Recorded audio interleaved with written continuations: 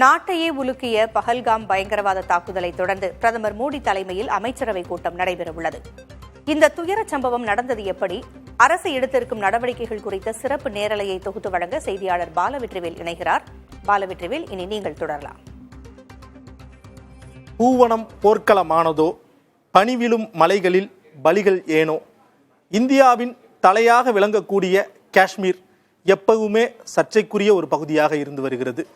காஷ்மீரினுடைய பாதுகாப்பை நாங்கள் கொடுப்போம், இந்த அரசு கொடுக்கவில்லை என மாறி மாறி அரசியல் கட்சிகள் ஒவ்வொருவரை குற்றம் சாட்டி வந்தாலும் தொடர்ச்சியாக 5 ஆண்டுகளுக்கு ஒரு முறை பெரிய தாக்குதல் நடைபெற்று வருவது வழக்கமாகி வருகிறது. அப்படி ஒரு தாக்குதல் தான் செவ்வாய்க்கிழமை ஏற்பட்டது.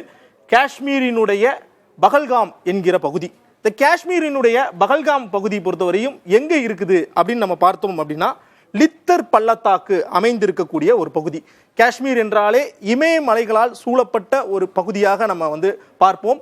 இந்த இமயமலைகள் சூழப்பட்ட இந்த பகுதிகளில் லித்தர் பள்ளத்தாக்கிற்கு இடையில் அமைந்துள்ள ஒரு அழகான பகுதி தான் பஹல்காம். இதனுடைய உயரம் 2740 மீட்டர் கடல் மட்டத்திலிருந்து. அதாவது ஊட்டி எவ்வளோ இருக்குதோ அதை விட ஒரு 100-150 மீட்டர் ஹைட்டாக இருக்குதோ. ஆனால் அது சுற்றியும் இமயமலை இருப்பதனால அதோட டெம்பரேச்சரும் ரொம்ப கம்மியாக இருக்கும். இதன் காரணமாக சுற்றுலா பயணிகளை மிக அதிக அளவில் கவரக்கூடிய ஒரு அழகான பகுதியாக இருக்கிறது. இங்கே இருக்கக்கூடிய மக்கள் தொகை வெறும் 5922 பேர் தான் 2011 கணக்கெடுக்குப்படி. ஆனந்த்நாக் என்பது இந்த பஹல்காம் அமைந்திருக்கக்கூடிய அந்த மாவட்டத்தினுடைய பெயர். அந்த மாவட்ட தலைநகரத்திலிருந்து 43 கிலோமீட்டரும், ஜம்மு காஷ்மீரினுடைய தலைநகர் ஸ்ரீநகரிலிருந்து 90 கிலோமீட்டர் தொலைவிலும் அமைந்திருக்கக்கூடியது தான் இந்த பஹல்காம் பகுதி. அடுத்ததாக சுற்றுலாவிற்கு இது எவ்வளவு முக்கியமான பகுதி என்றால், அமர்நாத் யாத்திரை செல்லும் வழியில இது அமைந்திருக்கிறது. அமர்நாத்தை பொறுத்தவரையும் சந்தன்வாரி அப்படிங்கிற பகுதியில் தான் இந்த யாத்திரை தொடங்கும். மொத்தமாக 170 கிலோமீட்டர். இந்த 170 கிலோமீட்டர்ல முதல் கேம்ப் சந்தன்வாரி சொல்லுவாங்க, 2வது கேம்ப் தான் பஹல்காம். இந்த ஒவ்வொரு கேம்பையும் தாண்டி தான் யாத்ரீகர்கள் ஒவ்வொரு ஆண்டும் அமர்நாத் சென்று வருகிறார்கள். இங்க இருக்கக்கூடிய ஹோட்டல் அறைகளை பொறுத்தவரையும் 3500 அறைகள். இங்க இருக்கக்கூடிய மக்கள் 5900 பேர். ஆனா இங்க இருக்கக்கூடிய ஹோட்டல் அறைகள் மட்டும் 3500 அறைகள் இருக்கிறது என்றால் சுற்றுலாவிற்கு எவ்வளவு முக்கியமான பகுதி என்று பார்க்கலாம். இது இந்தியாவிலேயே கோல்ஃப் மைதானத்திற்கு மிகவும் பிரசித்தி பெற்ற ஒரு பகுதியாக இருக்கிறது. இங்க இருக்கக்கூடிய கோல்ஃப் மைதானத்தில் விளையாடுவதற்காகவே ஆண்டுதோறும் ஆயிரக்கணக்கான சுற்றுலா பயணிகள் இந்தியாவின் பல பகுதிகளில் மட்டும் இல்லாமல் உலகத்திலேயே பல பகுதிகளிலிருந்து வரக்கூடிய ஒரு சிறப்பு மிக்க இடமாக இருக்கிறது. சரி, இங்க நடந்த தாக்குதல் பற்றி தான் நம்ம விரிவாக பார்க்க போகிறோம். பைசரன் புல்வெளி, இந்த பஹல்காமினுடைய மேற்பகுதியில், இந்த ஊரிலிருந்து ஒரு 2 கிலோமீட்டருக்கு ஹைட்ல பைசரல் புல்வெளி அப்படின்னு ஒரு பகுதி இருக்குது.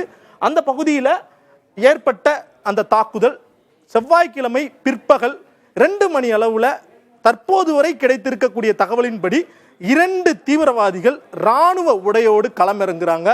அவர்கள் நேரடியாக அங்கு இருக்கக்கூடிய சுற்றுலா பயணிகள் மீது சரமாரியான தாக்குதல் நடத்துறாங்க. தற்போது வரை 26 பேர் மரணம் அடைந்திருப்பதாக தகவல்கள் தெரிவிக்கின்றன. இந்த தாக்குதலில் ஈடுபட்டது யார்? எதிர்ப்பு முன்னணி, த ரெசிஸ்டன்ட் ஃப்ரண்ட் என கூறப்படுகின்ற இந்த எதிர்ப்பு முன்னணி தான். இவர்கள் லஷ்கர் இ தொய்பா அமைப்போட ஒரு கிளை அமைப்பாக பார்க்கப்படுது. இது 2019ஆம் ஆண்டு எதிர்ப்பு முன்னணி அப்படிங்கிற ஒரு தீவிரவாத அமைப்பு தொடங்கப்பட்டது. எதற்காகனா, காஷ்மீரினுடைய 370 சிறப்பு அந்தஸ்தை ரத்து செய்த காரணத்தினால இது உருவாக்கப்பட்டது. உள்ளூர் இளைஞர்களை கவரக்கூடிய ஒரு இயக்கமாக இருக்கிறது. இந்த தாக்குதலில் குறிப்பாக 2 பேர் ஈடுபட்டிருக்கிறார்கள் என முதல் கட்ட தகவல்கள் தெரிவிக்கின்றன. சரமாரியாக சுற்றுலா பயணிகள் மீது, குறிப்பாக ஆண்கள் மீது தாக்குதல் நடத்தியிருப்பதாக கூறப்படுது. சமூக வலைதளங்கள் எல்லாம் இந்துக்கள் மீது தாக்குதல் நடத்துறதாக மட்டும் வெளியாகி இருக்கிறது. ஆனால் இறந்தவர்களுடைய பட்டியலில் இஸ்லாமியர்களுடைய பெயர்களும் இருக்கிறது. அதையும் நம்ம முக்கியமாக பார்க்க வேண்டியது இருக்கு. அடுத்ததாக சந்தேகம், எதற்காக இந்த தாக்குதல் நடத்த வேண்டும்? காஷ்மீருக்கான சிறப்பு அந்தஸ்து ரத்து. காஷ்மீர் மாநிலத்தை பொறுத்தவரை இந்தியாவினுடைய மற்ற மாநிலங்களை தாண்டி சுதந்திரம் அடைந்ததற்கு பின்பே 370 அப்படிங்கிற ஒரு சிறப்பு அந்தஸ்து கொடுத்திருந்தாங்க. அந்த சிறப்பு அந்தஸ்தை மத்திய அரசு ரத்து செய்தார்கள். அதன் பின்னர் ஜம்மு காஷ்மீரை ஒரு யூனியன் பிரதேசமாக அறிவித்தார்கள், லடாக்கையும் அறிவித்தார்கள். ஜம்மு காஷ்மீருக்கு தேர்தல் நடைபெற்று தற்போது உமர் அப்துல்லா முதலமைச்சராக இருக்கிறார். இந்த சிறப்பு அந்தஸ்து ரத்து காரணமாக பாகிஸ்தானை சேர்ந்த ISIS உளவு அமைப்பினுடைய ஆதரவோடு லஷ்கர் இ தொய்பா பயங்கரவாதிகள் தற்போது உள்ளூர் இளைஞர்களோடு உதவியோடு அவர்கள் வந்து இந்த மாதிரி தீவிரவாத தாக்குதலில் ஈடுபட்டு வருவதாக கூறப்படுது. ஆனால் இதில் ஈடுபட்டது தற்போது வரை அந்த பகல்காம் பகுதியை சேர்ந்தவர்கள் என்பதையும் உறுதிப்படுத்தவில்லை. இங்க அவங்க வந்து பாகிஸ்தான்ல இருந்து வந்திருக்காங்களா அல்லது அங்க இருக்கக்கூடிய பயங்கரவாதிகள் பதுங்கி இருந்து தாக்கி இருக்கிறார்களா அப்படிங்கிற விசாரணையை என்ஐஏ மேற்கொண்டு வராங்க. இரண்டாவதாக அமர்நாத் யாத்திரை, நம்ம முன்னாடியே சொன்னது மாதிரி அமர்நாத்திற்கு நாட்டில் பல்வேறு பகுதிகளில் இருந்து செல்லக்கூடிய மக்கள் வந்து குவியக்கூடிய ஒரு இடமாக இருக்கிறது. அதன் காரணமாக அங்கு ஒரு தாக்குதல் நடத்தினோம் என்றால் ஒட்டுமொத்தமாக ஒரு பெரிய அச்சத்தை ஏற்படுத்தலாம் அப்படின்னு ஒரு முனைப்போடு செயல்பட்டிருப்பார்கள் என கூறப்படுகிறது. அடுத்ததாக அமெரிக்க துணை அதிபருடைய வருகை ரொம்ப ரொம்ப ஒரு முக்கியமானதாக பார்க்கப்படுகிறது. குறிப்பாக அமெரிக்க துணை அதிபர் ஜேடி வான்ஸினுடைய வருகை தற்போது இருக்கிறது. அவர் இன்னைக்கு ஆக்ரா போயிருக்காரு, நேற்று ஜெய்ப்பூர்ல இருந்தாரு. அவருடைய வருகையை குறிவைத்தும் தாக்குதல் நடத்தி இருக்கலாம் அப்படிங்கிறது சந்தேகப்படுது. அடுத்து பிரதமர் நரேந்திர மோடி சவுதி அரேபியா சென்றிருந்த நேரத்திலையும் தாக்குதல் நடைபெற்றிருக்கிறது. அடுத்ததாக 2008 உலகையே உலுக்கிய மும்பை குண்டுவெடிப்பு தாக்குதலில் மூளையாக செயல்பட்ட ராணாவை அமெரிக்காவில் இருந்து நாடு கடத்தி இந்தியா கைது செய்திருக்கிறது. ஒட்டு மொத்தமாக இந்த சந்தேகம்தான் இந்த தாக்குதலுக்கு பின்னணியில் இருக்கலாம் என வந்து உத்தேசிக்கப்படுகிறது. மேலும் இதற்கு முன்பு காஷ்மீர்ல வந்து பயங்கரவாத தாக்குதல் பல முறை நடைபெற்றது. அவங்க வந்து பாதுகாப்பு படை மிலிட்டரி மேல தாக்குதல் நடத்திருக்காங்க, பொதுமக்கள் மேல தாக்குதல் நடத்திருக்காங்க. ஆனால் முதல் முறையாக அவர்கள் தற்போது சுற்றுலா பயணிகள் மீது தாக்குதல் நடத்திருக்காங்க. 2000ஆவது ஆண்டு சிட்டி சிங்புரா அப்படிங்கிற ஒரு பகுதியில் அமெரிக்காவினுடைய அதிபர் பில் கிளின்டன் வரக்கூடிய நேரத்தில் வந்து இந்த தாக்குதல் நடத்தப்பட்டதற்கு பிறகு தற்போது நடைபெற்ற இந்த தாக்குதல் மிகப்பெரிய அளவில் சுற்றுலா பயணிகளை குறிவைத்து தாக்குதல் நடத்தப்பட்டிருக்கிறது. இந்நிலையில் இது குறித்து நம்மிடம் பேசுவதற்காக டெல்லியில் இருந்து மூத்த செய்தியாளர் கணபதி அவர்கள் இணைந்திருக்கிறார். கணபதி வணக்கம். பகல்காம் தாக்குதல் ஒட்டுமொத்த நாட்டையே அதிர்வுக்குள்ளாக்கி இருக்கிறது. இந்த சம்பவத்தை பொறுத்தவரை தற்போது பிரதமர் நரேந்திர மோடி சவுதி அரேபியாவில் இருந்து விரைந்திருக்கிறார். மத்திய அரசு பாதுகாப்புத்துறை அதிகாரிகளோடு மேற்கொண்டு வரும் ஆலோசனை என்ன?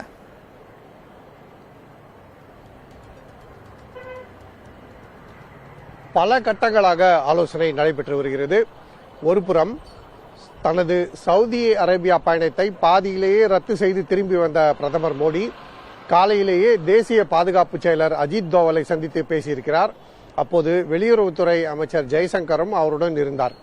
இன்னும் சற்று நேரத்திலே பிரதமர் இல்லத்திலே கேபினட் கமிட்டி ஆன் செக்யூரிட்டி என்று சொல்லப்படும் பாதுகாப்புத்துறை விவகாரங்களுக்கான அமைச்சரவை குழுவின் ஆலோசனை நடைபெற இருக்கிறது. அதிலே காஷ்மீரில் அடுத்த கட்டமாக பாதுகாப்பை பலப்படுத்த என்ன நடவடிக்கைகள் எடுக்க வேண்டும், என்ன பாதுகாப்பு குறைபாடுகள் காரணமாக நேற்றைய தீவிரவாத தாக்குதல் நிகழ்ந்தது, இது போன்ற தாக்குதல்கள் நிகழாமல் இருக்க என்னென்ன நடவடிக்கைகள் எடுக்க வேண்டும் என்பது ஒரு புறம். இன்னொன்று, நீங்கள் ஏற்கனவே சொன்னது போல லஷ்கர் இ தொய்பா அமைப்பின் ஒரு கிளைதான் இந்த தீவிரவாத தாக்குதலிலே ஈடுபட்டதாக கருதப்படுகிறது. ஆகவே லஷ்கர் இ தொய்பாவுக்கு எதிராக என்ன நடவடிக்கை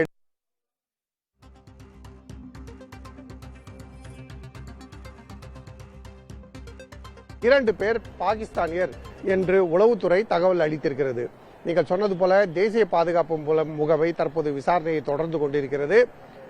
அவர்களுக்கு உதவியது யார், அவர்கள் அங்கே வருவதற்கும் அங்கிருந்து தப்பிச் செல்வதற்கும் உதவியது யார் என்பதை கண்டறிய முயற்சிகள் நடந்து கொண்டிருக்கின்றன.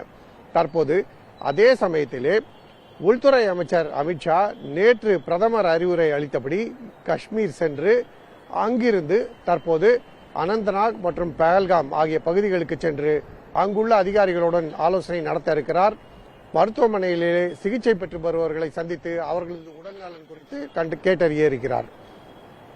மூன்றாவதாக தேசிய பாதுகாப்பு முகமை தனது உளவுத்துறை நெட்வொர்க் மூலமாக இந்த தீவிரவாத தாக்குதலின் சதியின் பின்னணியில் இருப்பது யார், யாருக்கெல்லாம் இதில் தொடர்பு இருக்கிறது, இந்த தீவிரவாதிகள் எங்கிருந்து ஊடுருவினார்கள், அவர்களுக்கு உதவியது யார், ஆயுதங்களை கடத்தி கொடுத்தது யார், ஒரு 2 சக்கர வாகனம் ஒன்று கண்டெடுக்கப்பட்டிருக்கிறது. அதிலே பதிவு எண்ணே இல்லை, இந்த 2 சக்கர வாகனத்தை பயன்படுத்தியது யார் போன்ற பல்வேறு விஷயங்களை கண்டறிய முயற்சி செய்து கொண்டிருக்கிறார்கள். ஆகவே தீவிரவாதிகளை கண்டுபிடிக்க தேடுதல் வேட்டை ஒரு புறம், சதி எப்படி நடந்தது என்பதை கண்டறிய, சதியின் பின்னணியில் இருந்தவர்கள் யார் என்பதை கண்டறிய புலன் விசாரணை இன்னொரு பக்கம். தீவிரவாதிகளுக்கு எப்படி பதிலடி கொடுக்க வேண்டும் என்பதற்காக எல்இடிக்கு எதிராக என்ன நடவடிக்கைகளை எடுக்கலாம் என்கிற ஆலோசனை இன்னொரு புறம். இப்படி பல கட்டங்களாக ஆலோசனை நடந்து கொண்டிருக்கிறது. நிதியமைச்சர் நிர்மலா சீதாராமனும் தனது அமெரிக்கா பயணத்தை பாதியிலேயே ரத்து செய்துவிட்டு திரும்ப வந்து கொண்டிருக்கிறார். ஏனென்றால் அவரும் கேபினெட் கமிட்டி ஆன் செக்யூரிட்டி என சொல்லப்படும் அமைச்சரவை குழுவிலே உறுப்பினராக இருக்கிறார். பிரதமர் மோடி, உள்துறை அமைச்சர் அமித்ஷா, பாதுகாப்புத்துறை அமைச்சர் ராஜ்நாத் சிங் மற்றும் நிர்மலா சீதாராமன் ஆகியோர் ஆலோசனை நடத்துவார்கள் எனவும், தேவைப்பட்டால் காணொலி மூலமாக அமித்ஷா மற்றும் நிர்மலா சீதாராமன் இணைவார்கள் எனவும் அதிகாரிகள் தெரிவித்திருக்கிறார்கள். இதை தவிர காஷ்மீருக்கு கூடுதலாக பாதுகாப்பு படைகளை அனுப்ப வேண்டுமா அல்லது தேசிய புலனாய்வு அமைப்பின் கூடுதல் அதிகாரிகளை அனுப்ப வேண்டுமா என்பது குறித்தும் ஆலோசனை நடந்து கொண்டிருக்கிறது. பாலா, விரிவான தகவல்களை நீங்கள் தெரிவித்திருக்கிறீர்கள். காஷ்மீரில் தற்போதைய நிலை என்ன, தற்போது காஷ்மீரில் நடைபெற்று வரும் சூழல் என்ன, இறந்தவர்களுடைய பின்னணி என்ன, அவர்களுடைய குடும்பத்தினரோடு தொடர்பு கொள்ளப்படுகிறது. இந்தியாவில் உள்ள அனைத்து மாநிலங்களிலும் டோல் ஃப்ரீ எண் கொடுத்திருக்கிறாங்க. அவர்கள் குடும்பத்தினரோடு தொடர்பு கொள்வதற்கும் தற்போது காஷ்மீருக்கு சுற்றுலாவிற்கு சென்றவர்களுடைய பாதுகாப்பை உறுதிப்படுத்த வேண்டியதும் அவசியம் என்கிற இந்த ஒரு சூழல்ல இந்த ஒரு பெரிய தாக்குதல் ஒட்டுமொத்த நாட்டையே உலுக்கி இருக்கிறது.